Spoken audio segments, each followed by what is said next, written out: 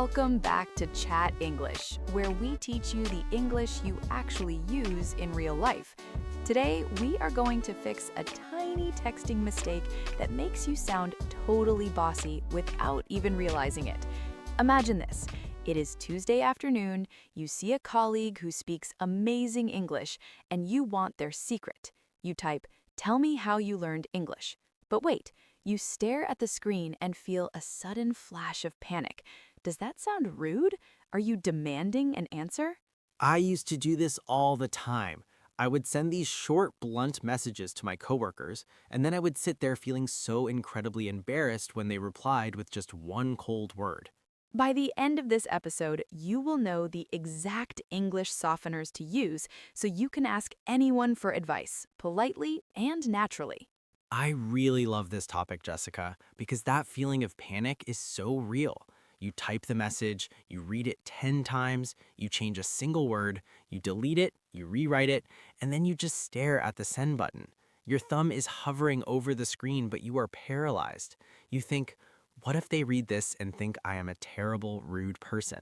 Exactly. And it is such a frustrating feeling because your heart is in the right place. You just want to learn. You just want to connect. But translating directly from your native language into English can sometimes betray you. In many languages, being direct is a sign of honesty and closeness. But in English, especially with people you do not know perfectly well, being too direct feels like a command. A command, like a general in the military giving an order to a soldier. Yes, precisely. When you say, "Tell me your secret," or "Give me some advice," you are pushing the other person. You are giving an order, and nobody likes to be ordered around on a Tuesday afternoon. A command is a push. I really like that image. So if a command is a push, what should we be doing instead? We should be offering an open hand. We want to invite them to help us, not force them to help us. And to do that, we have to stop being so blunt. Blunt. That is a very interesting word. I know we use that word to describe a pencil that is not sharp anymore, but what does blunt mean when we're talking about text messages and conversation? Think about a knife in your kitchen. If you have a sharp knife, you can slice a tomato perfectly and cleanly.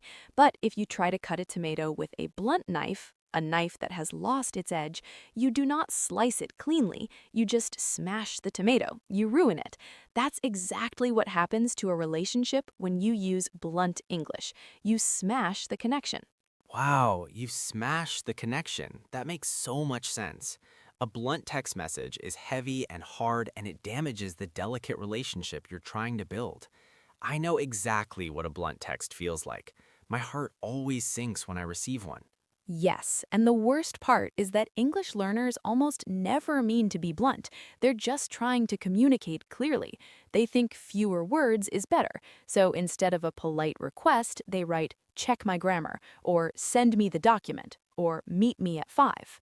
So, how do we fix this? How do we stop smashing the tomatoes? How do we stop being blunt? We use something called softeners. Softeners are the magic secret to sounding polite and natural in English.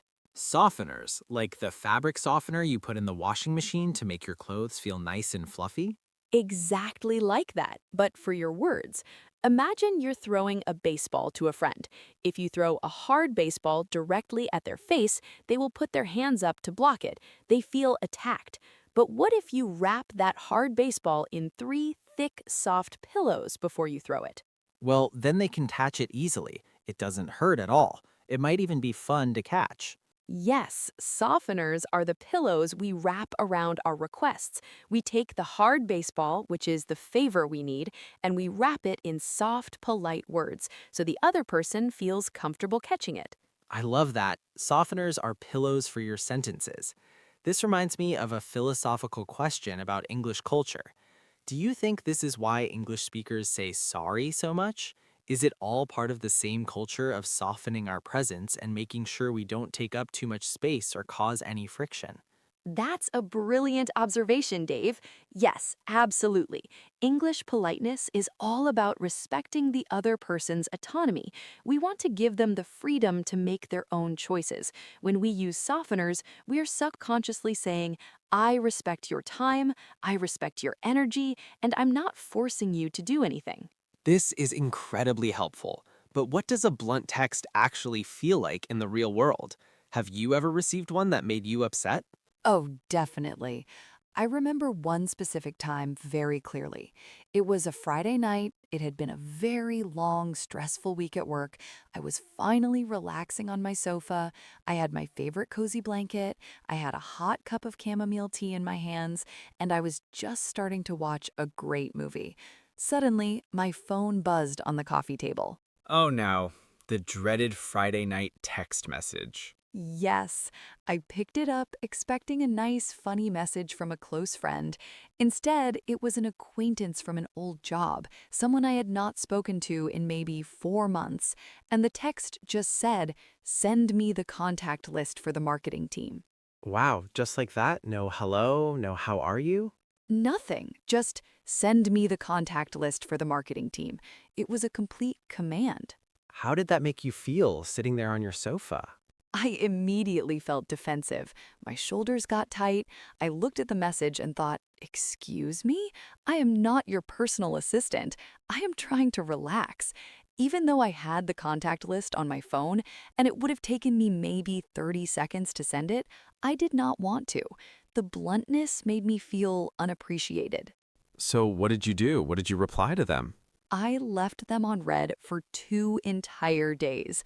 I just put my phone down and went back to my movie. I finally sent it on Monday morning with a very short, cold reply. That is so deeply human, Jessica. We do not react to the favor itself. We react to the packaging of the favor. If they had wrapped that request in a pillow, you probably would have sent it right away, even on a Friday night. Exactly. If they had used a softener, I would have been happy to help. So let us look at the first magic softener that could have saved that conversation. It is a beautiful phrase. I was wondering if. I was wondering if. That sounds very gentle. It is extremely gentle. Instead of saying, "Tell me your secret," you say, "I was wondering if you could tell me your secret." Instead of saying, "Help me with my English," you say, "I was wondering if you could help me with my English." Wait, Jessica, I have a genuine question about the grammar here. Was is the past tense, but I'm asking them for a favor right now in the present moment. Why do I say I was wondering instead of I am wondering? That is the smartest question you could ask, Dave. This is the secret psychology of English grammar. We use the past tense here specifically to create distance. Distance? What do you mean by distance? When you put a request in the present tense, like, "I want your help," or "I'm wondering if you can help me," it feels immediate. It feels urgent. It's happening right now, standing right in front of them. But when you push the request back into the past tense, "I was wondering," you create a little bit of psychological space. You make it feel less urgent, less aggressive, and therefore much more polite. That is absolutely fascinating. So the past tense acts like a cushion. It tells the other person, I had this thought in the past, but you do not have to fix it for me right this second. It gives them breathing room. Exactly. You are giving them space. Let us practice it. Imagine you want to ask a coworker to review a document you wrote in English. How would you ask them bluntly, and then how would you soften it? Bluntly, I would say review my document. Or maybe slightly better, can you review my document? But to truly soften it, I would say, I was wondering if you could review my document. Perfect. Do you hear how the rhythm of that sentence just flows? It sounds so considerate. Now, let me give you a second softener that is just as powerful. Could I possibly? Could I possibly? Oh, I really like the word possibly. It sounds very elegant. It does. And the word possibly does something very specific. It creates an escape route for the other person. By saying possibly, you're acknowledging that the answer might be no. You are showing them that you understand they might be busy.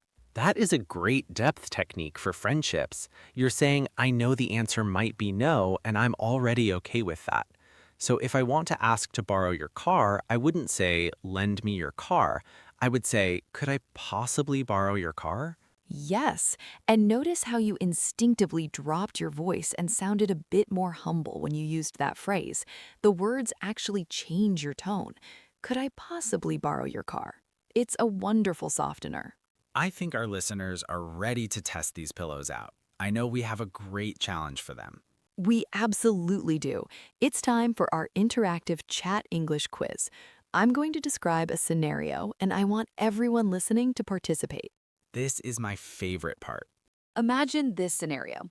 You went to a wonderful dinner party at a colleague's house last weekend. After dinner, they served this incredible, rich chocolate cake. It was the best cake you have ever eaten. Now it is Wednesday. You're sitting on your sofa, craving that cake. You pull out your phone to text your colleague because you want the recipe. I am craving chocolate cake just thinking about it.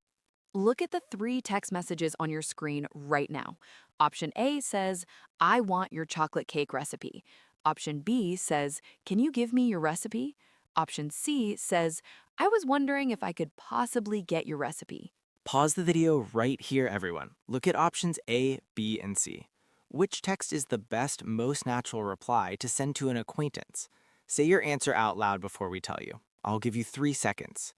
3, 2, 1. Okay, Jessica, let us break these down. Why is option A a bad choice? Option A is I want your chocolate cake recipe. This is entirely focused on you. I want. It's a demand. It's the blunt knife smashing the tomato. If you send this, your colleague will think you are very rude. Yes, it sounds like a hungry toddler demanding a snack. What about option B? Can you give me your recipe? Option B is okay. It's a standard question. It's not terribly offensive, but it lacks warmth. It's a bit too direct for someone who is just a colleague and not a best friend. Which means option C is our winner. I was wondering if I could possibly get your recipe. Yes, option C is absolutely perfect. It uses our first softener, I was wondering if, and it combines it with the word possibly for extra politeness. If you send option C, your colleague will be delighted to share their recipe with you. That makes total sense. And you know, if you're enjoying these little quizzes and learning these natural secrets that textbooks never teach you, make sure you subscribe to Chat English right now. We share these practical, everyday texting tips every single week, so you never have to feel anxious about hitting the send button again. Thank you, Dave. So we've talked about softeners, but what if the advice you need is really big?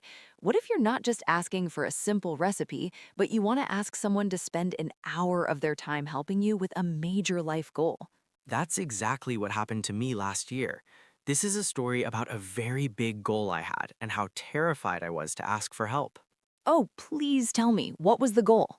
My big dream was to start a podcast. I had the idea in my heart. I had bought a cheap microphone, but I had absolutely no idea how to edit audio, how to upload episodes, or how to design a cover image. I was completely lost in the technical details. Starting a podcast is a huge project. It requires so many different skills. Did you know anyone who could help you? I did. I knew a guy named Michael. Michael was a friend of a friend. We were not close at all. We were just acquaintances. But Michael had a very successful podcast of his own. I knew that if I could just talk to Michael for 30 minutes, he could save me months of frustration. Ugh, but asking a successful, busy person for 30 minutes of their time is intimidating. How did you feel about reaching out to him? I was sweating. I opened a blank message on my phone and stared at it for probably 20 minutes. I didn't want to sound like I was using him. I didn't want to sound demanding. I needed a strategy. And that's when I used the sandwich method. The sandwich method. I absolutely love this technique. A dream without a plan is just a wish, and a text without a structure is just a risk. Please break down the sandwich method for us. How did you build this message? Well, think about a delicious sandwich. You have the top piece of bread, you have the rich meat or protein in the middle, and then you have the bottom piece of bread holding it all together. When you ask for a big favor, you build your text message the exact same way. Let's start at the top. What is the top piece of bread? The top piece of bread is a sincere compliment. People love compliments. It makes them feel seen and respected. It warms up the conversation instantly. So the very first thing I typed to Michael was, "Hi, Michael. I absolutely love your podcast. Your latest episode about time management was brilliant." That's a fantastic start. You didn't ask for anything yet, you just offered him a gift of appreciation. It sets a very positive tone. Exactly. It makes him smile before he even knows what I want. Then we move to the middle of the sandwich, the meat. This is your request, but wrapped in a beautiful English softener. So you used one of the pillows we just learned about? I did. I typed, "I'm trying to start my own podcast, and I was wondering if you had any tips for beginners." Notice how Dave did not say, "Tell me how to start a podcast." He used our magic phrase, "I was wondering if," and he asked for any tips. Asking for tips sounds so much smaller and easier than asking for a complete tutorial. It is very clever. Yes, I kept the request small, but I still felt like I was imposing on his time, so I needed the final step. I needed the bottom piece of bread to finish the sandwich. What is the bottom piece of bread? The bottom piece of bread is what I call the easy out. The easy out. What does that mean? An out is an escape route. It is a way for the person to say no without feeling guilty. It removes all the pressure from the interaction. So my final sentence to Michael was, "I know you are super busy right now, so absolutely no pressure to reply today." No pressure to reply. That is such a powerful phrase. It is the ultimate act of politeness. You were telling them, my request is not an emergency. Your life and your time are more important than my question. Exactly. When you give someone an easy out, a funny psychological thing happens. Because you removed the pressure, they actually want to help you more. It is so true. When we feel trapped, we run away. When we feel free, we step closer. So what was the full sandwich message you sent to Michael? Let us hear the whole thing put together. It read like this. "Hi, Michael. I absolutely love your podcast. Your latest episode was brilliant.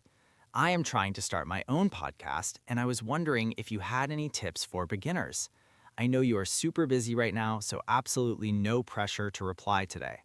That is a masterpiece of chat English, Dave. It is warm, it is polite, it is soft, and it gives him space. What happened? Did he reply?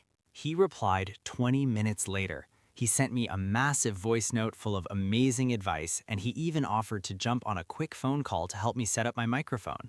That is incredible, and it proves our point perfectly. People actually love giving advice. Human beings love to help other human beings. They love to share their expertise. They just want to be asked with respect. Yes, they want to be treated like experts, not like search engines. Actually, I used a funny idiom when I finally spoke to Michael on the phone. I told him, "Thank you so much for letting me pick your brain." Pick your brain? Stop right there, Dave. That sounds like a terrifying scene from a zombie movie. Pick your brain? Why would you say that to someone who just helped you? I know, it sounds incredibly gruesome when you translate it literally. Imagine a zombie opening someone's head and picking at their brain. But in English, this is actually a very high compliment. How can a zombie attack be a compliment? Please explain this to our listeners before they get scared. When you say, "Can I pick your brain?" you are telling the other person that their mind is full of valuable, glittering treasure. Their brain is a gold mine of experience and wisdom. By asking to pick their brain, you are asking for permission to carefully select a few pieces of that golden treasure to help yourself. I really like that reframing. It's not about zombies, it's about treasure hunting. It honors their intelligence. Exactly. It says, "You are smart, you have experience, and I value your thoughts." So if you have a colleague who's great at giving presentations, you could say, "I was wondering if I could pick your brain about public speaking." It sounds so natural and professional. It's much better than saying, "Teach me how to speak." It's colloquial, friendly, and respectful, all at the same time. So, Jessica, we have covered so much ground today. We learned about the danger of being blunt and smashing the tomatoes. We learned how to use soft pillows like "I was wondering if" and "could I possibly." We survived the ABC chocolate cake quiz, and we learned how to build a beautiful request sandwich with a compliment, a softener, and an easy out. Yes, and we even learned how to hunt for treasure by picking someone's brain. Before we finish, let's do a quick recap to make sure these concepts are locked in for our listeners. A quick recap is a great idea. We started by understanding that direct translation often makes us sound bossy. We said that a command is a push, but a softened request is an open hand. Right, and to create that open hand, we use the past tense to create psychological distance. I was wondering if gives the listener breathing room. It's the polite cushion every request needs. We also said that giving someone an easy out, like saying no pressure to reply, actually makes them more likely to help you because they don't feel trapped or stressed by your message. And finally, we realize that people genuinely want to help you achieve your goals. You don't need to be afraid to reaching out. You just need to package your request with kindness and respect. That was a lot of extremely valuable information today. I hope it helps everyone listening feel more confident. I am sure it will. It reminded me to be more careful with my own text messages this week. Well, everyone, thank you so much for spending this time with us today. Yes, thank you for learning with us. It was an absolute pleasure to chat with you, Dave, as always. The pleasure was all mine, Jessica. Now, to all our listeners, we have a small challenge for you. Oh yes, a challenge. Tell us in the comments below, who is someone in your life that you want to ask for advice? Practice your polite request right now in the comments using the phrase, I was wondering if... Or, if you want to try something different, use the sandwich method. Give us a compliment, ask your softened question, and give us an easy out. We read every single comment, and it is the best way for you to practice what you learned today in a safe space. We cannot wait to read your beautiful, softened requests. If you enjoyed today's episode, please give us a like and share this video with a friend who is also learning English. Let us build a community of polite, confident communicators who support each other's big goals. That sounds perfect. Think of one goal you have for this month and use these exact softeners to text one person for advice today. You might be surprised by how incredibly happy they are to help you. I think it is time for us to go. See you in the next episode, everyone. Keep practicing and keep dreaming. Goodbye, Jessica. Goodbye, everyone. Happy texting.